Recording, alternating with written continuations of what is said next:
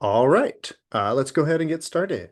Welcome back, everybody, to the Dharma Doors. I'm MC Owens, and this is the San Francisco Dharma Collective. Tonight, we are actually continuing our reading of last week's sutta. So, if you were here last week, or if you weren't here last week, we are still making our way through the Majjhima Nikāya, and we are on sutta number 102. This sutta is called the five and the three. And we started this one last week, but I mentioned last week um, that for a while now, Dharma Doors on Sunday nights, we've been doing a sutra every Sunday night. And I mentioned last week that I was really, intending to do that because I wanted us to go through the whole sort of journey of the sutra, that each sutra is its own kind of little story and it has like movements. And so, I wanted to kind of share with you that experience. But then we arrived at Sutta number 102, and I mentioned last week very quickly the sutta that we're reading tonight is a shorter, simpler version of the very first sutta in the Digha Nikāya, the long discourses of the Buddha. So the sutta number one, is called the Brahmajala Sutta, Brahma's net. And it's a very famous Buddhist sutra because it describes what are called the 62 erroneous views. And that is very much the theme of, well, last week and this week. We are talking about the theme of what would be called a drishti, or in the Pali language, a dittihi. So this is the idea of a view, the idea of a worldview, or a religious view, or a political view, just all kinds of what nowadays we might call ideologies, beliefs, things like that. So if you're interested in the topic that we've been discussing tonight, I strongly encourage you to read the long, complete version. But tonight, we're going to pick up where we left off last week. I'm going to very, very quickly bring us up to speed. I'm going to remind us all of what the five and the three are. Like, why is the sutta called the five and the three? So I'm going to quickly remind us of what that means. I'm going to quickly go over what we talked about last week, and then we're going to dive right back in. So, as I mentioned last week, we've moved into the final 50 suttas of the collection. And this little section that we're in now is called the Devadaha section. And these suttas, at least the first sutta of this last portion and the one that we started last week, these are really sort of they're kind of complicated, and they're really the Buddha laying out a lot of ideas. So what I guess my point is that these suttas, or the last couple of suttas, they don't really have a quite a like a story, right? There's not like somebody who's come asking for the answer to a question, and the Buddha's going to take that person on like a journey. Nope. This is just the Buddha saying, bhikkhus, practitioners, here's what I have to tell you. So, what the Buddha has to tell the bhikkhus, this is one of those suttas where the Buddha's talking about other shramanyas and brahmanyas. So, other shramans and brahmins are other kinds of practitioners, other kinds of philosophers, spiritualists. So, he's talking about other people, and he lays out how other people, there's basically five general categories of views or drishtis or dittihis. There's five kind of categories revolving around the past, the future, and the present. And we begin this sutra by talking about the future. And the question is, this is the big question. What happens to you after you die? That's what we're talking about tonight. That's what we started talking about last week. This is the big existential question.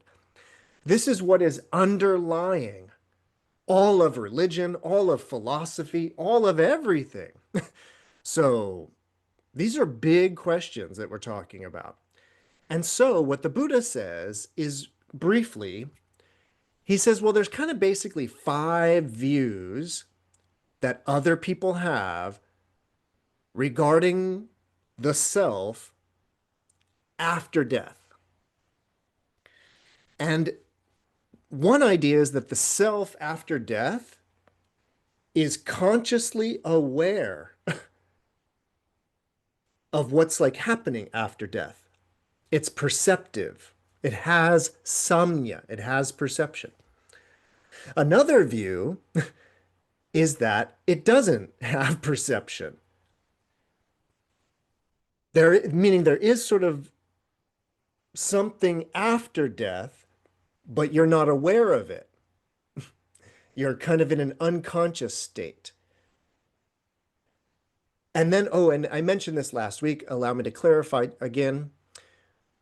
All of this, unless it's otherwise specified, it's generally understood that they're talking about reincarnation. So it's a kind of generally understood idea that that's what's going to happen to you anyways. The question is, after you die and before you're reborn, is there like perception? Are you aware of anything? Or is it like a state of unconsciousness? Like you're kind of blacked out for a while, and then you kind of come back online in a new body. Or, so that's number 2, that you are not consciously aware after death. The third idea, which we're going to go into deeper tonight, is the idea of that the self after dying is neither with perception nor without perception. A little neither nor action. So those are 3 possibilities regarding a future self. There's a 4th possibility, which is what the Buddhists call annihilationism. This is the idea that no. Once this body dies, once this is over, it's over. Dunzo. That's view number 4.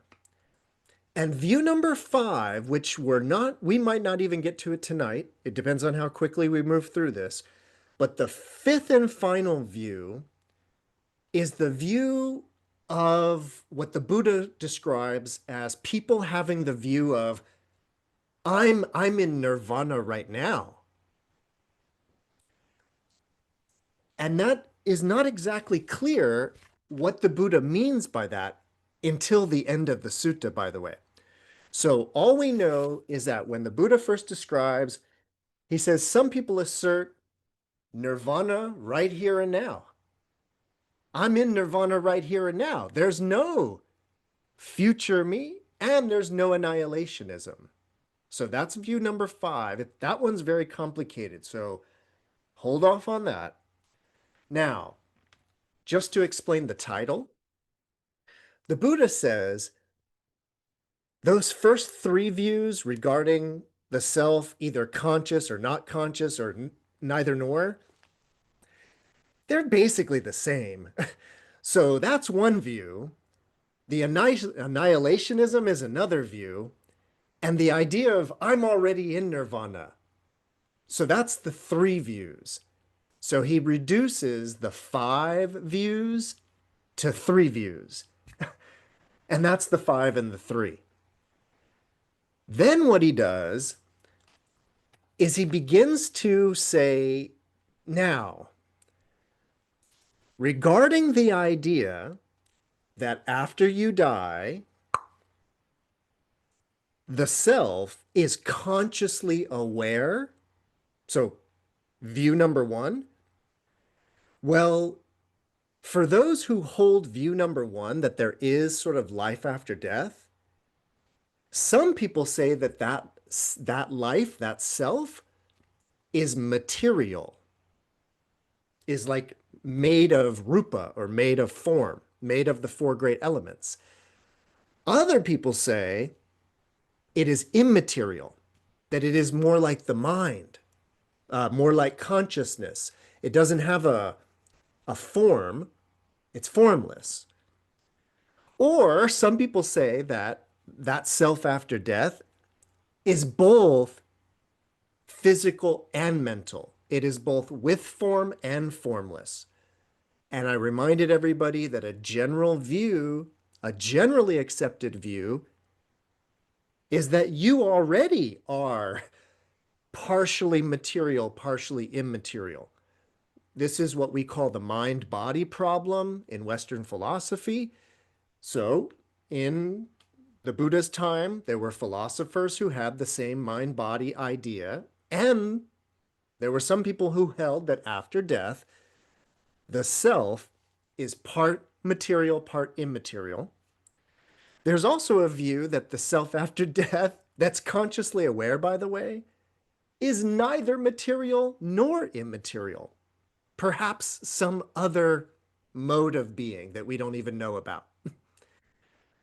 So the Buddha basically starts to complicate these worldviews by kind of presenting these versions of those worldviews. And then, for example, when he starts to talk about the view that there is a self after death, but it's not conscious, there's still the question of whether that self after death is material, immaterial, both material, immaterial, or neither material nor immaterial.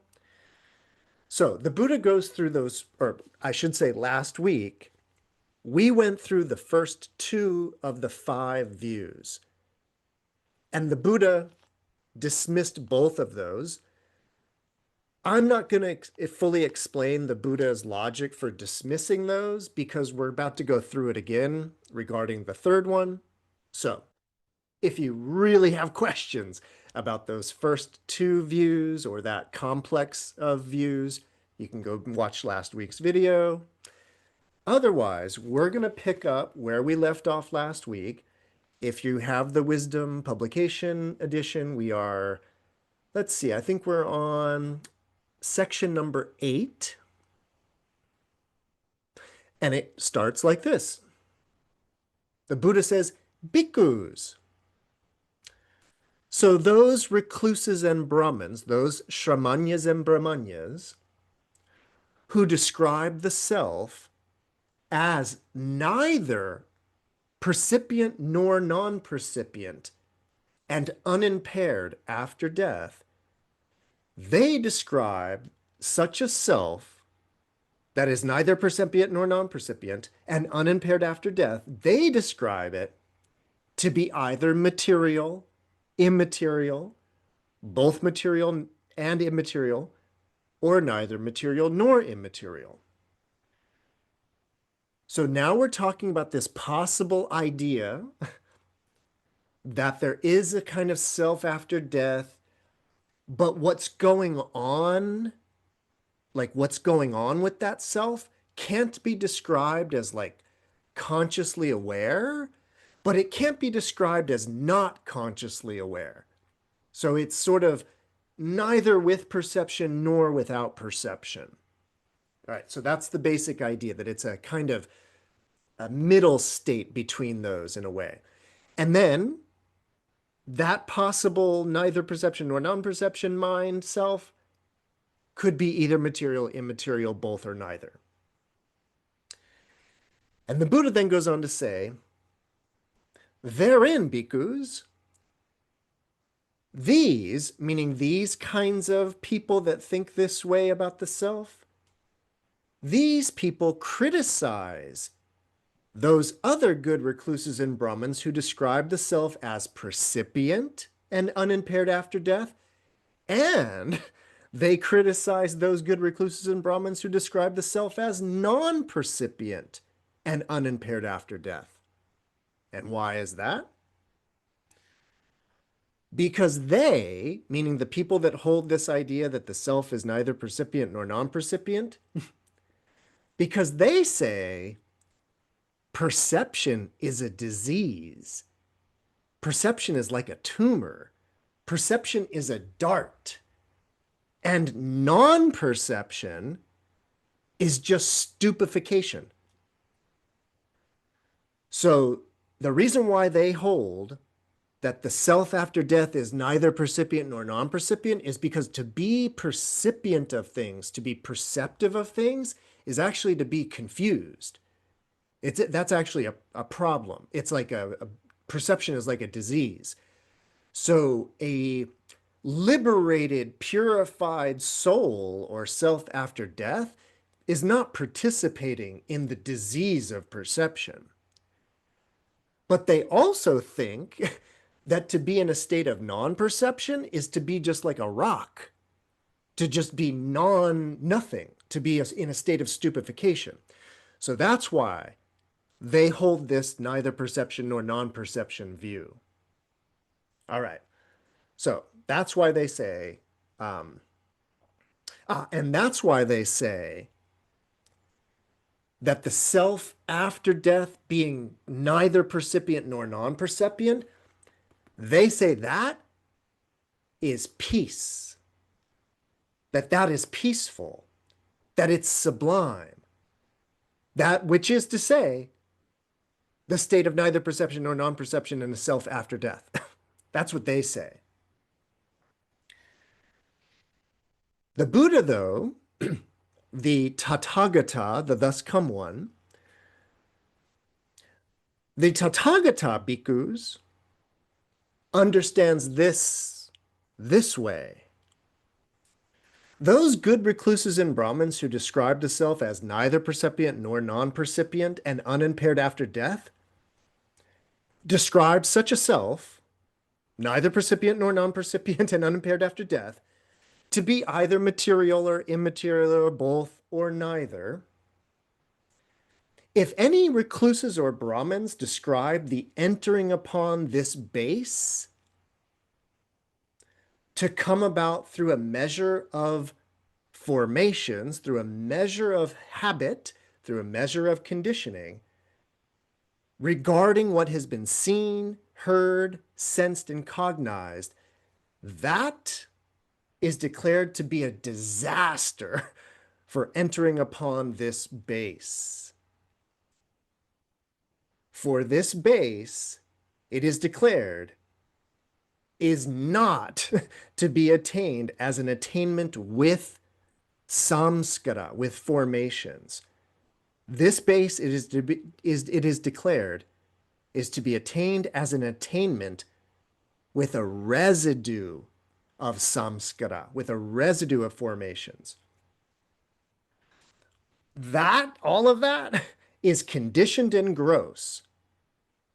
But there is cessation of formations or cessation of samskara. Having known, there is this. Seeing the escape from all of that, the Tathagata's gone beyond that. I know, it was a lot. It's a lot. There's a lot of different words on all of that. So we're going to break it down. This one's a really good one. It's really important. So the Buddha's explaining why he doesn't see that as sublime or even as a correct view. Now, I want to remind everybody, because it's getting so complicated. The Buddha's talking about all these different views, and we're talking about a view regarding the self after dying that's in a kind of neither perceptive nor non-perceptive state. Now, if you've studied a lot of Buddhism, which I know all of you have, this language of neither perception nor non-perception I know that you all are, it's probably ringing bells because the Buddha and Buddhism often talks about the base. It's going to use that language in a moment, right? But it often talks about the base of neither perception nor non-perception. Now, the language of a base of an ayatana is complicated. It's a very complicated idea. But there's a couple of things I need to tell you about it in order for the rest of this to kind of make sense. So an ayatana, a base, what it is a sensory base, usually. And normally, the base, the sensory base of experience is normally things like the eyes, the ears, the nose, the tongue, and the body. Meaning you can think of the eye, your eyes and your ears and your nose and your tongue and your body as like a sensor.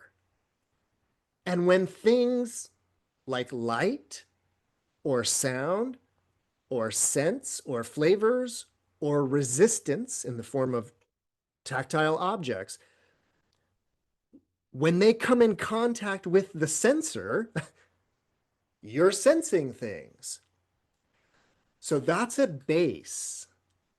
So if you were to light a candle flame, light a little tea candle, and start sort of meditating on the visual experience of that candle flame, you are using the base of visual awareness as your kind of meditative focus.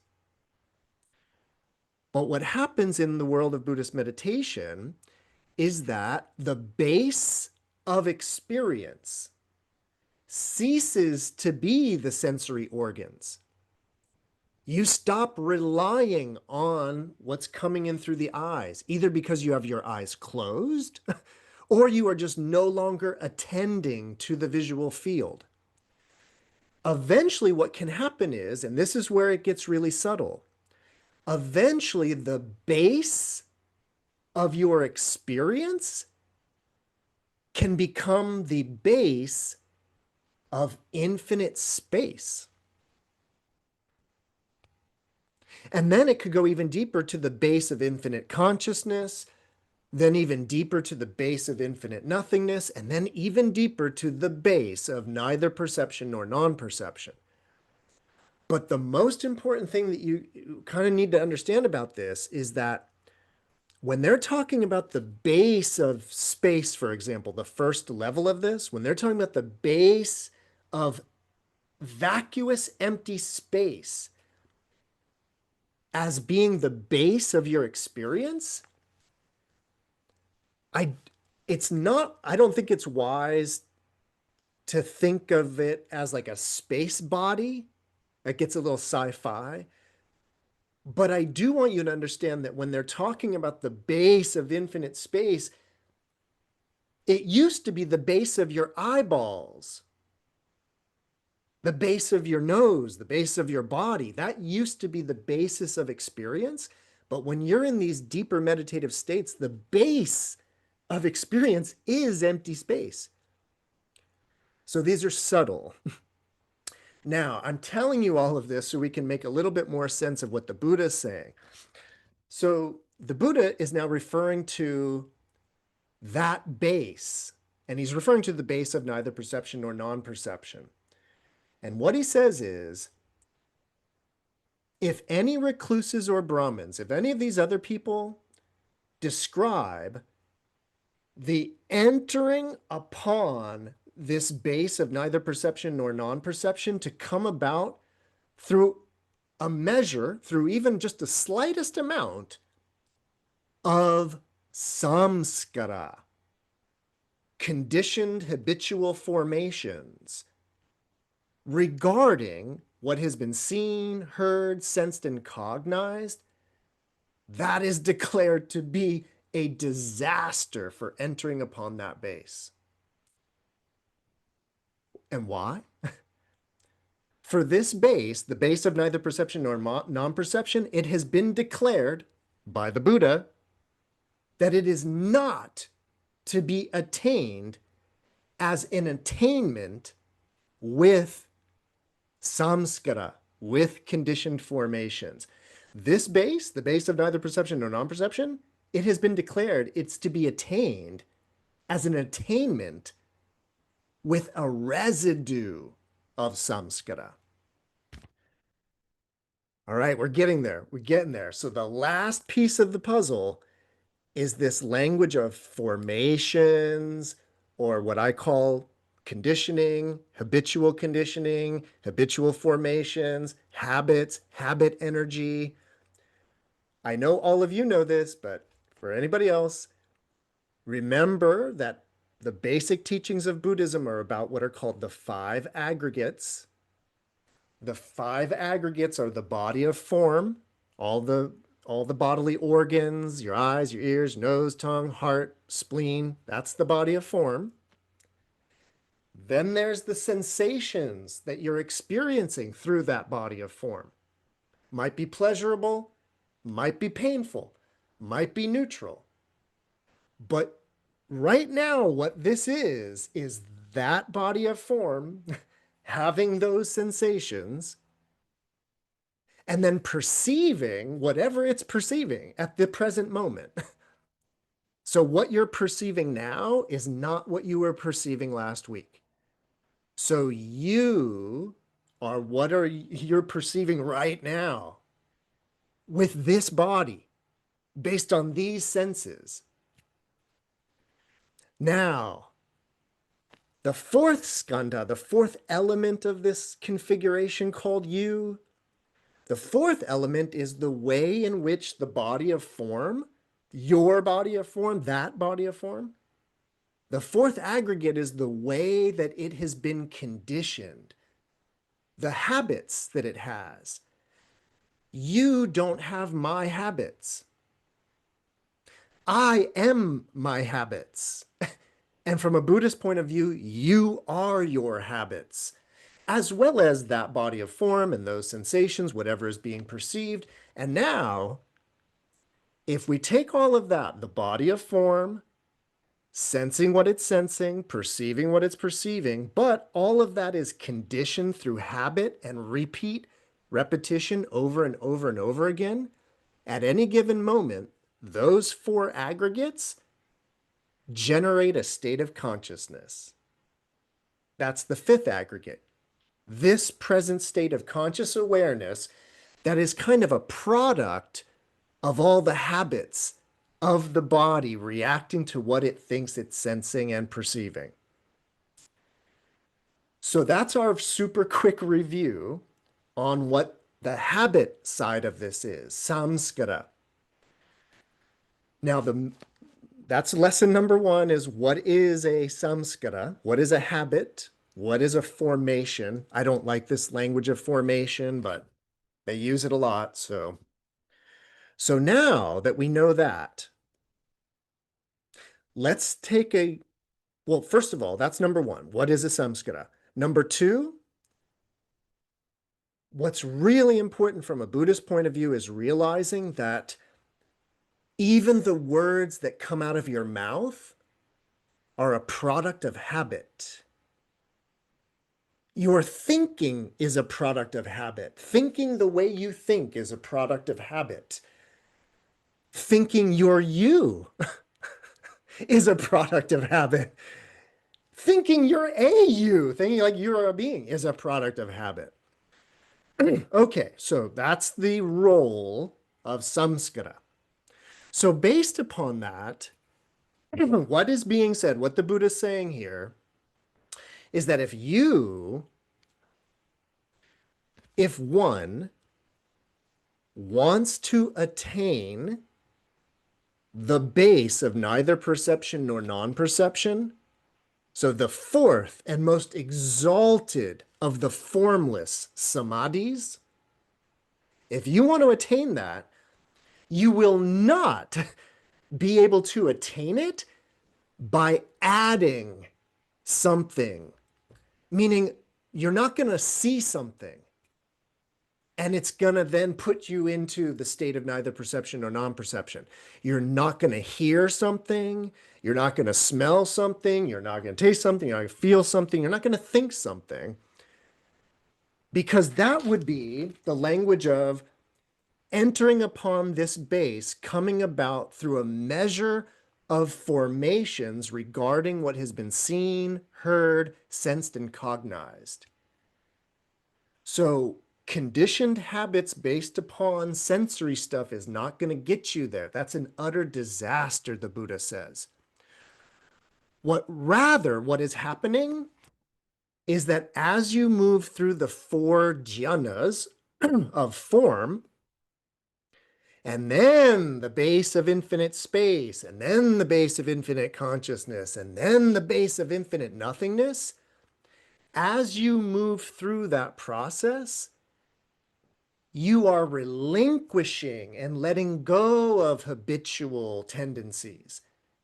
You're letting go of samskaric conditioning. In other words, it's nothing new. There's nothing new coming in. You're dropping reliance on habit, old energy. And then, so this is what I think the Buddha means by this base, the base of neither perception nor non-perception. It has been declared that it's not to be attained as an attainment with formations. No, that base is to be attained as an attainment with a residue of formations. And this is what I mean by it's a relinquishing and a letting go and a letting go and a letting go. That's what gets you into that state. Nothing added, habit energy lost. And that's what he means by when you're finally there, there's just a remainder, a residue of your habit energy. And in the original Buddhist program, with enough exposure to the base of neither perception nor non-perception, that habit energy is removed entirely. So that's what is being described here. Okay. The Buddha, having seen all of that, recognizes all of that and has gone beyond all of that. All right, we will not get a full, complete description of the Buddha's path till the end of the sutra. So we are just continuing to get sort of what's wrong with these other views. Questions, comments, ideas about the third view of a self after death, neither with perception or non-perception. Was there an assumption of very clear? Thank you for clarification. You made sense so much. Was it a sense of that death, after death, no perception, and neither perception, neither no perception, that's adding? That's kind of going to that kind of point of view that is not valid because it's not compatible with that perception of that base? Does it make sense, my question? It does. And I think the answer to your question, Ophir, is, and it's the same thing, and I didn't have a chance to fully go through this. It's the same thing that the Buddha responded regarding the first view, that the self after death is conscious. And he responded the same way to that the self after death is not conscious. When the Buddha described all of that, meaning all of that thinking regarding a self after death that's neither percipient nor non-percipient, the Buddha says all of that's conditioned and gross. So that's the Buddha's short description of why he's denying these other views. And what he's saying is, and actually, Ophir, this is a great chance to just tell the message of the sutra really straightforward, which I love to try to do all the time. So the Buddha's position is It's this idea of this question of what happens to you after you die. Some people say that go on and you're aware and all of that. Some people say, though, that it's over, right? So who's right? Who's right? Well, from a Buddhist point of view, the question's wrong. From a Buddhist point of view, the question is already flawed by presuming there's a self. That nobody stopped to ask about the self. Everybody just went right ahead to the future of, well, what happens to me after I die? Do you even know what you are? That is what the Buddha, in a way, would ask. Do you even know what you are? So how could you know anything about after if you don't even know what you're asking about? So the point is that from a Buddhist point of view, any thinking about the self after death, whether with conscious, without conscious, or whatever, that whole way of thinking is conditional. It's conditioned. And I did a pretty deep talk on this last week, so I'm not going to go super deep into it, but I do want everybody to appreciate the subtlety of the Buddha's position here. The subtlety that we talked about last week is it's about this idea of existing or not. Like existing after death or not. And what I suggested, well, I walked us through a whole classic thing about lakshana and characteristics. But what I drove us towards was first, I did big cup, little cup. I'm not going to go get my cups, but I talked about the characteristic of big and little. I talked about how we think that the characteristic of big, let's say, is like owned by the thing. But if we're really smart in a way, we realize that bigness is conditional. It's relative. And therefore, like being big isn't something that is just like owned by something inherently. And that's because, and it's why I always use my big cup, little cup, is because if I put something else next to that, it can become a big cup or a little cup based on what it's next to. And that shows that it's not inherent, it's relative, or as the Buddhists say, conditional. It depends. Now, I know everybody knows about my big cup, little cup, but where I went last week was talking about real cup, non-existent cup. Existing, non-existing. So there's no cup in this hand unless you, of course, count the cup of my hand, but I'm not trying to be funny. Well, but the idea is that big cup, little cup, existent cup, non-existent cup. And you probably think that the characteristic of existing is owned by this one without realizing that you're actually you are comparing it to the non-existent one. You wouldn't even be able to conceive of existent without non-existent. And that's how it's conditional. And that's where the Buddha says, I don't accept the grounds of the argument. I don't accept the self to begin with, so I don't really have much to say about what happens to that self after. Okay, so that's, Ophir, that is what the Buddha means by it's conditional, it's gross, not meaning icky, but just meaning obvious. Yeah, Maria. Yeah, hi, thanks. So sometimes when I make these comments, I just am kind of in the moment, and then afterwards, some realization comes. Like when I said I was I felt untethered by having no destination.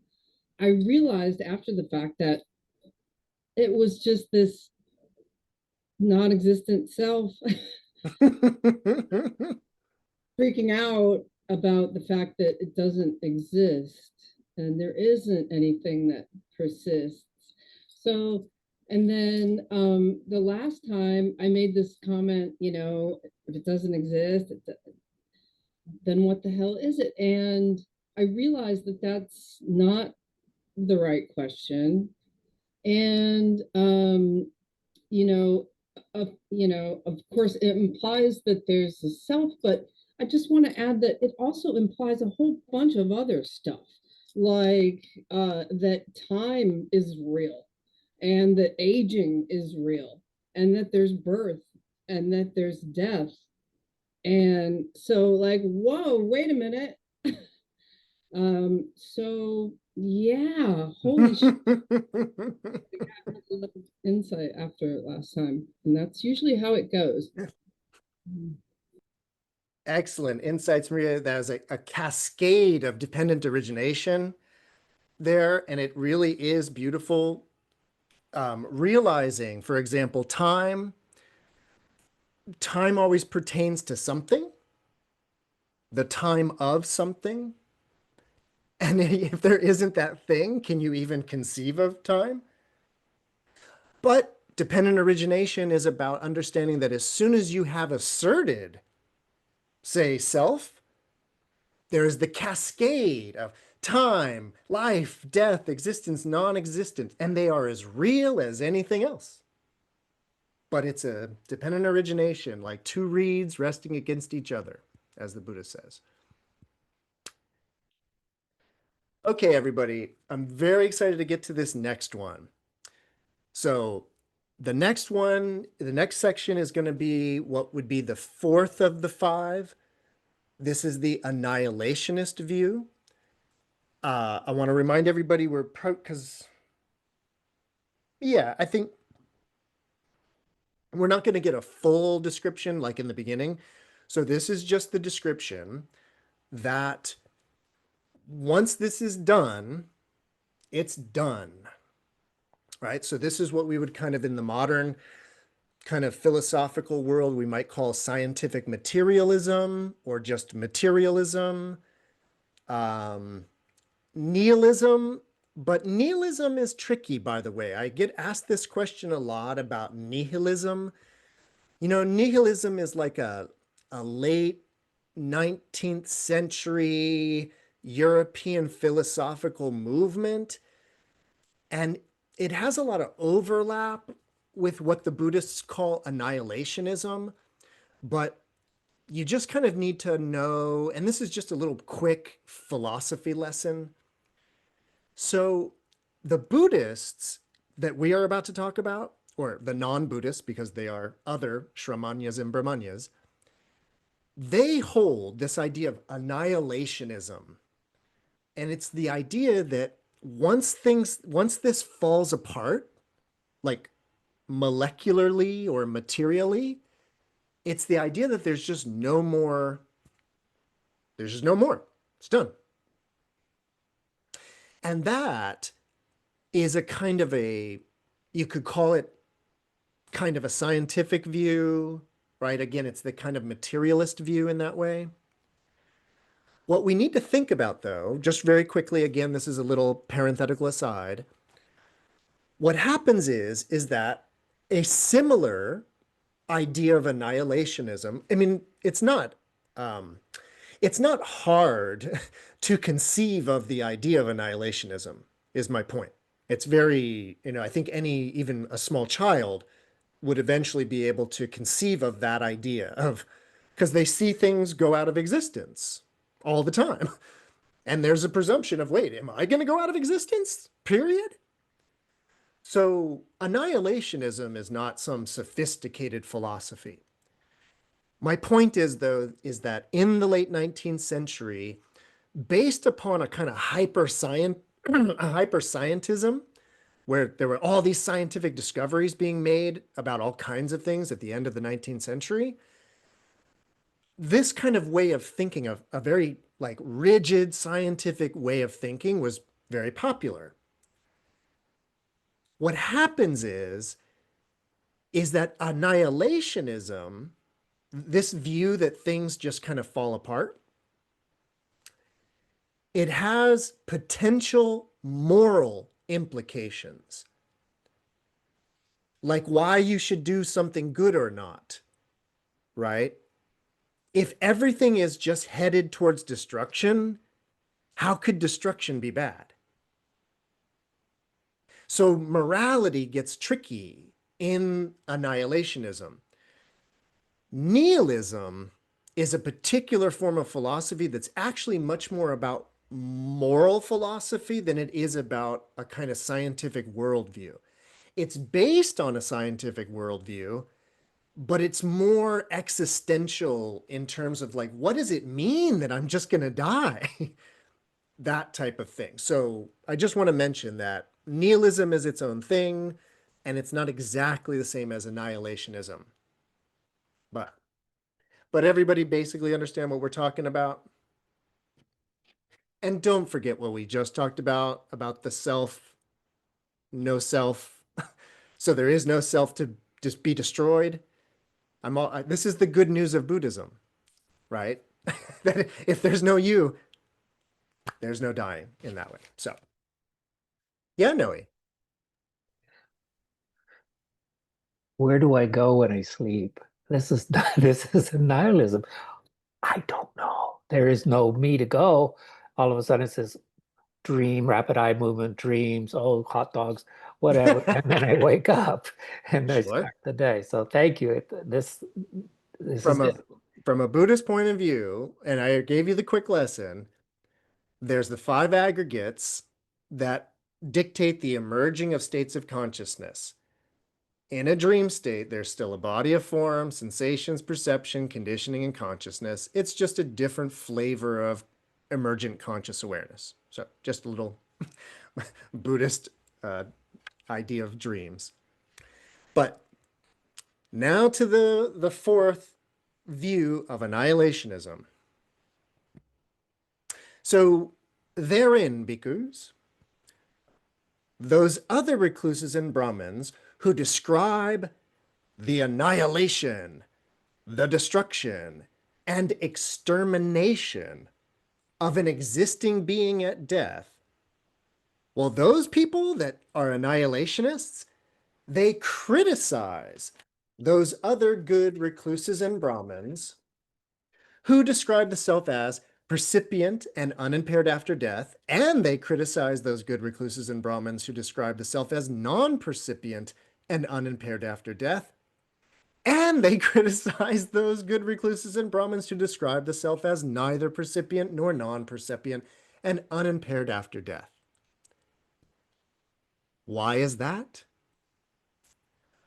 All these good recluses and Brahmins, rushing onwards, assert their attachment thus. We shall be thus after death. We shall be thus after death. Just like a merchant going to the market that thinks, through this, that will be mine. With this, I'm going to get that. So too, these good recluses and Brahmins seem like merchants when they declare, we will definitely be this way after death. We will definitely be this way after death. The Tathagata, bhikkhus, understands all of this way. Those recluses and Brahmins who describe the total annihilation, destruction, and extermination of an existing being at death, through fear of identity and disgust with identity, keep running and circling around that same identity. Just like a dog bound by a leash tied to a firm post or a pillar, keeps on running and circling around the same post or pillar. so too, these good recluses and Brahmins, through fear of identity and disgust with identity, keep running and circling around the same identity. That is conditioned and gross. But there is cessation of samskara, cessation of your habits. Having known, there is this. Seeing the escape from all of that, the Tathagata has gone beyond that. Bhikkhus, any recluses or Brahmins who speculate about the future and hold views about the future, who assert various doctrinal positions concerning the future, they all assert these same bases or a certain one among them. Okay, let's break down the annihilationist view there. So I think hopefully everybody got it, right? I mean, especially with our talk on that idea of self. So interestingly, right, these recluses and Brahmins who are annihilationists are so certain about what is going to happen after death. But of course, what's interesting about that, like if you're a philosopher, if you're a good thinker out there, you know what you're thinking, but wait a minute. If the annihilationist view, if the annihilationist view is true, and there's just the complete destruction of the self after death, that means there is no self after death to experience that. That means nobody has ever experienced death. So how would we know that? On what basis would we assert, this is what happens to me after I die, period, I know it? How could we know it? Nobody else has done it, if you see what I'm saying. Nobody else has done it, meaning become annihilated, and then become unannihilated and come back and say, guess what, guys? It's annihilation after death. So how could these recluses and Brahmins know for certain what happens after death? One of the only ways, and I meant to mention this earlier, if you read the original, the long version of this sutra in the Digha Nikāya, the Buddha is often like, the reason why there's 62 erroneous views in the longer version is because the Buddha actually says this view of annihilationism, you could come to that conclusion a couple of different ways. And one of the ways, and the Buddha says this almost about every single one of the views, a view could be derived. The language he uses is by hammering it out through logic. And the Buddha says that as a basis for knowledge, hammering something out from logic, the Buddha does not accept that as a reasonable foundation of knowledge for certainty in that way. So again, the idea is that the Buddha seems, first of all, to be critiquing anybody having such certainty about what happens after they die, especially given that, right? Because if you believe, for example, that there is a precipient self after death, which would basically be like a ghost, right? You could be visited by your deceased relative and they could tell you, yeah, I'm still alive. I'm in the afterlife. I'm precipient. And then that would be a reasonable basis for knowledge. I wouldn't agree with it, but you see what I'm saying? It would be reasonable. Whereas if you really think annihilationism, the only way that you could come to that conclusion is through logic, right? Through some sort of determination, not through experience. And the Buddha is really big about having direct personal experience as a basis of knowledge. Okay, so that's the first part, is that they are so certain. And he uses this example of that they're like merchants going to the market that are so certain that, like, I'm going to make this amount of money, or I'm going to do whatever. Like, they're so certain about it, right? And the Buddha wants us to kind of think about I would suggest the interpretation here is to kind of look at the self-fulfilling prophecy, so to speak, of this idea. Like the idea that if you think you're going to get that, that's what you think you're going to get in a way. Like you're kind of locked into that way of thinking. But then I really want to talk about that. Section 12, the second paragraph of this, where he says, the Tathagata understands it this way. Those recluses and Brahmins who describe the total annihilation, destruction, and extermination of an existing being at death, they do it through fear of identity, disgust with identity. And they just keep running and circling around that same identity. So I want to talk about this because this is really, really important. It's important for so many reasons. So the first thing, I'm going to mention it now and then hopefully get back to it. The specific language that's being used here about identity, so a fear of identity, a disgust with identity, and the idea of just circling around the same identity, the language that's being used in the text it's the idea of the satkaya. That's the Sanskrit pronunciation. I forget what it is in the Pali, but the specific language means the true body, the satkaya, the true body. And I meant to tell you this, actually, I just realized I have my notes here. In the long version of this sutra, the Buddha describes 7 different kinds of annihilationism. And I just want to quickly mention them. So the 7 different kinds of annihilationism are, 1 is the view that what you are, what the true body is. So the language is, again, the satkaya. One view is that the true body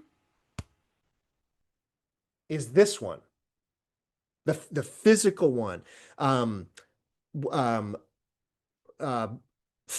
language that they use all the time is fed on rice and gruel, raised by mother and father. So it's the idea of the physical body that is actually like fed and grows. So the first form of annihilation says the body is just the physical body, and after death, it's done. It's food for flowers. The second version, though, is what they call the sense body. We don't talk a lot about this, but it's in the Buddhist tradition. But the reason why we don't talk about it a lot, because we don't want to get too hung up on any of this. But there's a second idea of the satkaya, the true body. And it's the idea that you, the real you, is the sensory body. Now, it's related to like your skin and your eyes and your ears and your nose and your tongue, but you are not this. You're that kind of, the tingly vibration that's all around this, the sensational body.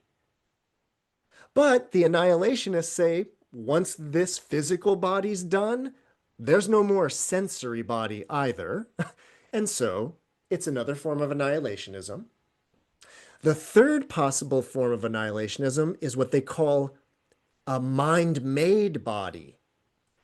So this is a whole part of the Buddhist path that is, it's part of the path, but we also don't talk a lot about it. But there's a description of creating a kind of a mental body, a mind-made body. And there's actually descriptions of transferring your consciousness into that mind-made body.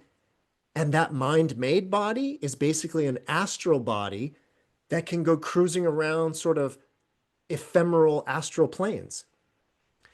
But even that body, according to forms of annihilationism, breaks apart and falls apart. Then there is that body I was referring to that's on or out of the base of infinite space, or infinite consciousness, or infinite nothingness, or neither perception nor non-perception. Those four are also considered possible satkayas, possible true bodies, meaning in that way that like your real body is the space body, but through a kind of like gravity of karma, you become associated with these more, physical bodies in that way. But the annihilationist view is that once this is gone, there's no more access to those more ephemeral realms. So the reason why I'm telling you all of this is because the 7 annihilationist views, they keep pointing at different ideas of what the true body is. And I'm telling you all of this because the idea of the true body, the real you, is very much alive and well in the world of like yoga and like Hinduism and various forms of Hinduism.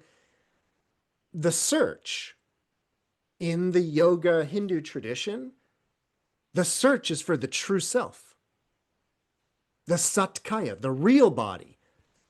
Now, what is that real body? Is it this? Is it the senses? Is it the mind? Is it consciousness? Well, we've already been through this. From a Buddhist point of view, the question's wrong to begin with.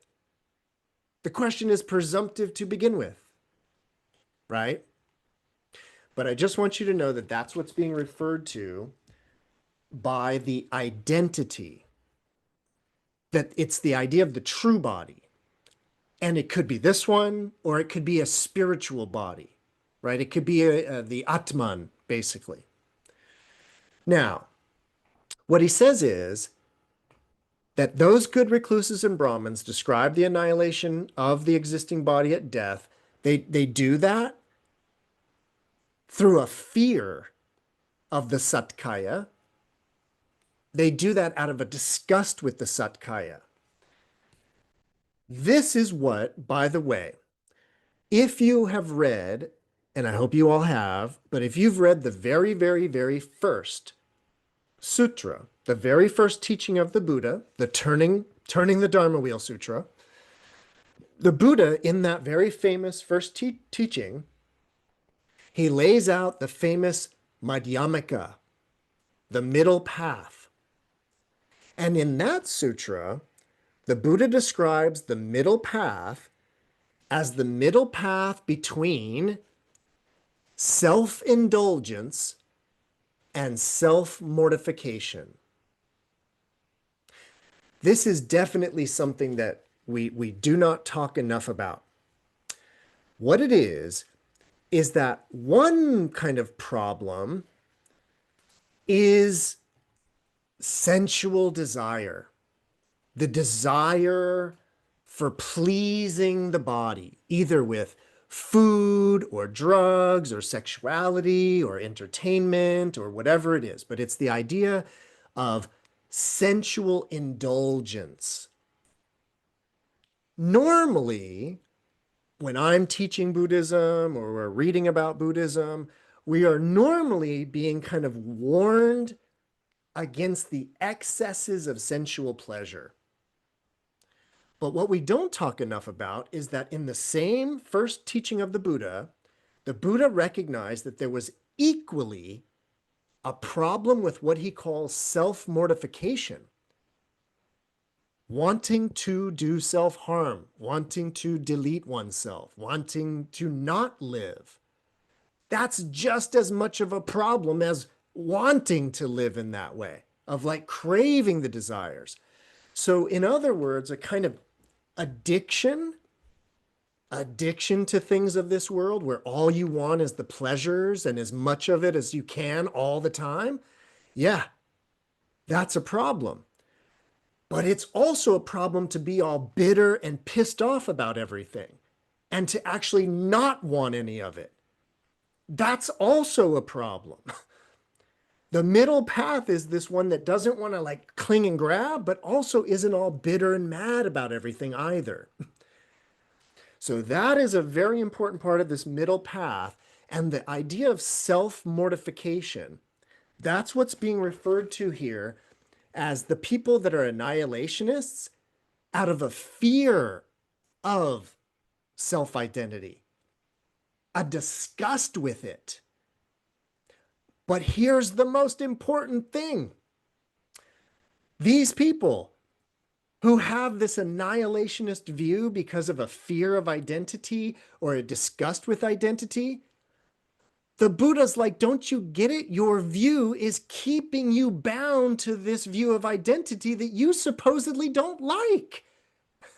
You supposedly don't want this self, but your view is keeping you bound to it like a dog chained to a post. If you are really bitter and pissed off about it all, it would behoove you to study Buddhism. It would behoove you to understand the ever-changing self, the ever-evolving self in that way. That way you don't have to be this same self all the time that you don't like and that you want to get rid of. So that there's great wisdom in that idea of, or there's great wisdom in the Buddha's critique of that idea of being like this circling around that same identity. Yeah, amazing. Amazing. Questions, comments, answers, and ideas about annihilationism, the Buddha's position regarding that?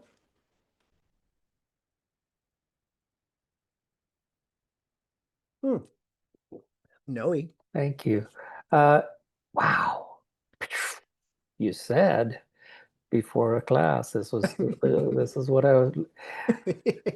I also, I appreciate too his tone towards those good recluses and Brahmin, that he holds them in appropriate place, in a regard that they're not wrong. It's not that they're, yeah, it's something I'm learning to do.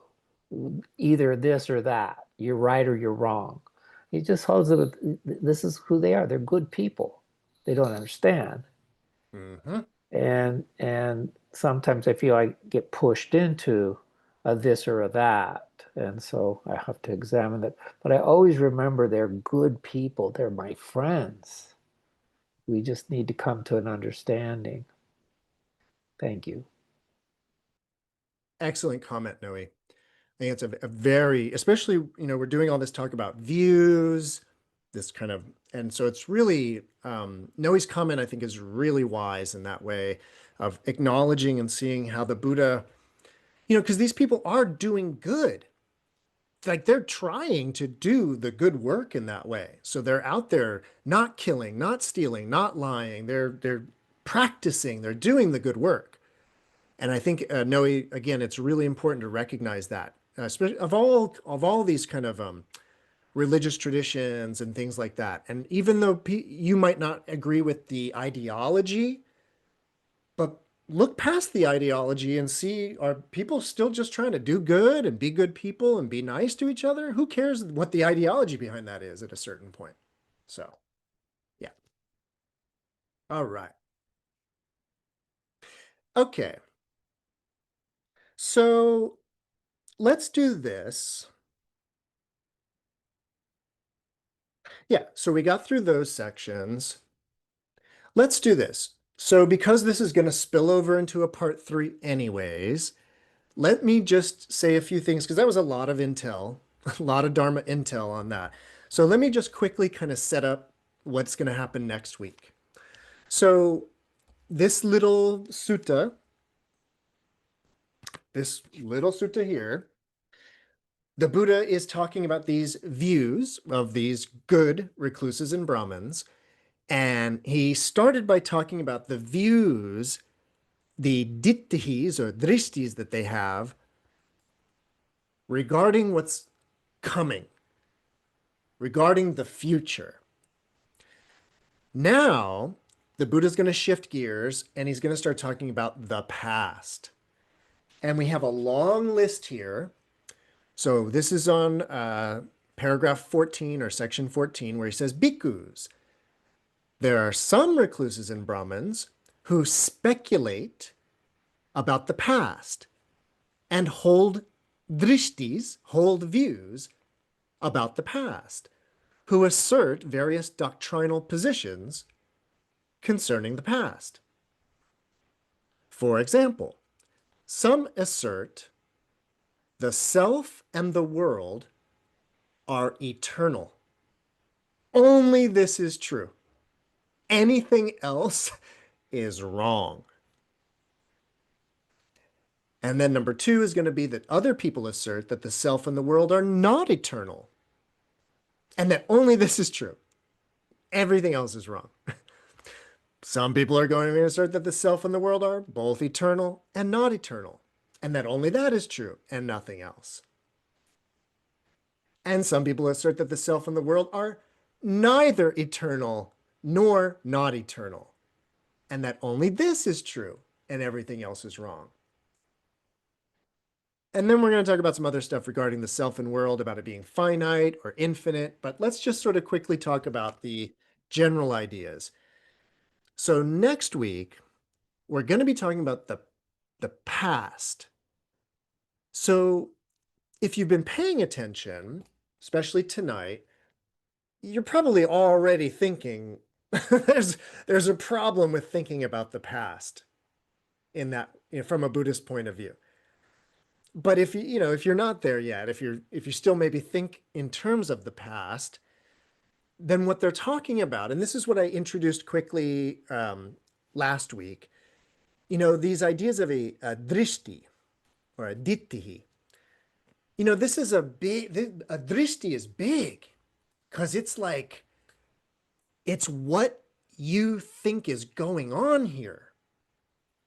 And I mentioned it in terms of like, it's about where you think all of this came from, where you think all of this is going, and what you think it means now. This is actually related to what I was talking about regarding like nihilism, meaning that if you have a certain worldview about the future, it's going to affect what you think you should do now. Right? Because if you are really holding like an annihilationist point of view, then hedonism, just maximize pleasure, it kind of makes logical sense in a certain way if you hold that view. So a drishti is about past, where it all came from, where it's all going, and what it means to be here now. Hold on one sec. I just want to see. Somebody wrote something. I didn't catch it. Sorry, I'm not good with the chat. Put it in there again if you can. So we talked about the future, and now it's this idea of the past, and the Buddha's going to be talking about the world and the self. And we just went through, or I just walked us through the ideas of the world or the self being eternal or not. And the only thing I want to talk about now, and this will just get us ready for next week, it's the idea that how is it that we're talking about the past, but the Buddha's talking about being eternal? Isn't eternal like about the future? Like, isn't that what eternal means? Like from this point forward? Well, this will actually reinforce a few ideas that we just talked about tonight. But what they're talking about is, it's the idea that, for example, the true self, the satkaya. It's the idea that the true self, what's the description? Oh, it's in the other one. It's in the longer one, and I won't try to find it. But it's the idea that this true self, this satkaya, is like, is and has always been.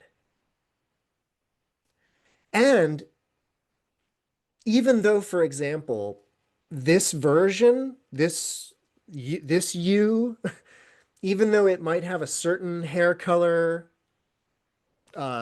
size, shape, color, this isn't your satkaya. This isn't your true body.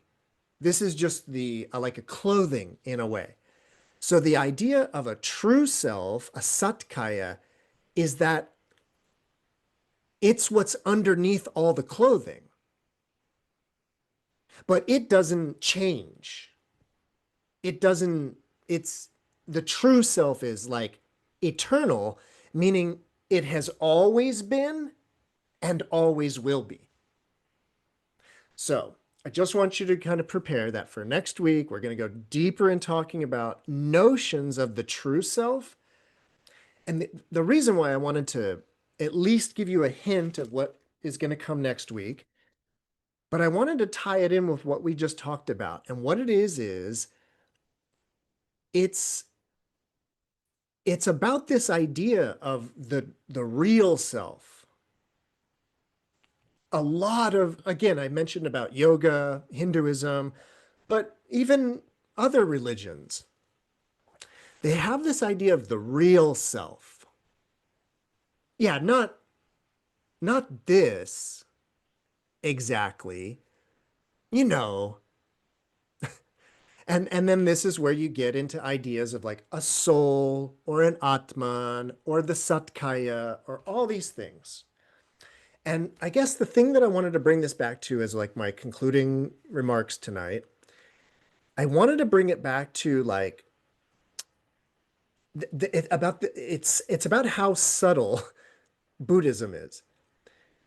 And what it is that Buddhism is not, to my knowledge, is not talking about like the self that you think you are is empty or not true or false or delusional, but there's a true self.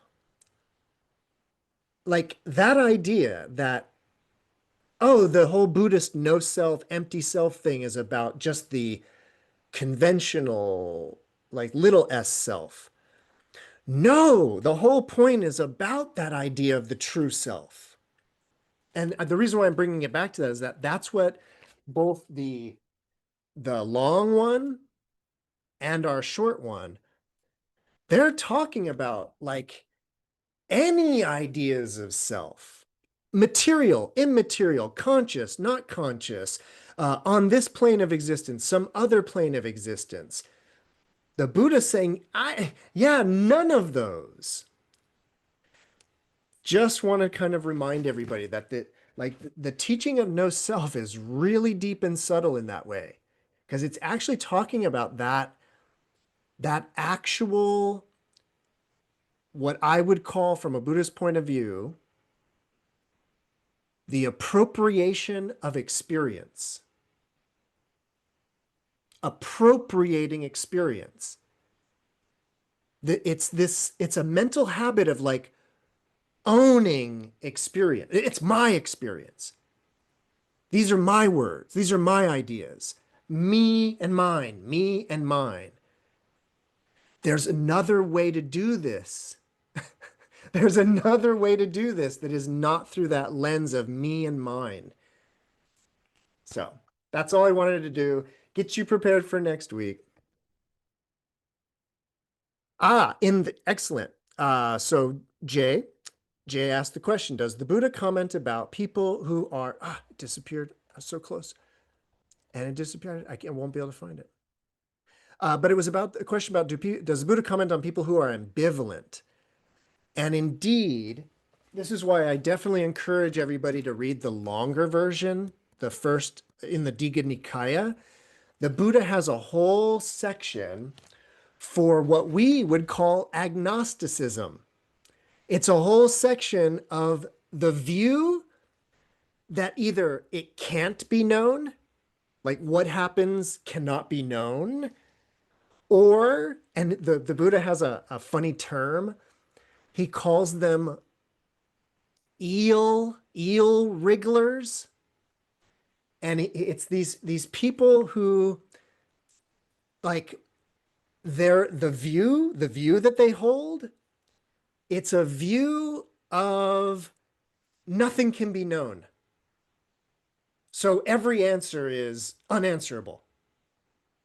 That's a view in that way. And so that kind of, to Jay's question about does the Buddha talk about those kinds of views, the more subtle forms of like either agnosticism or ambivalence. Indeed, that's why I suggest everybody read the long version, because he gets into those types. So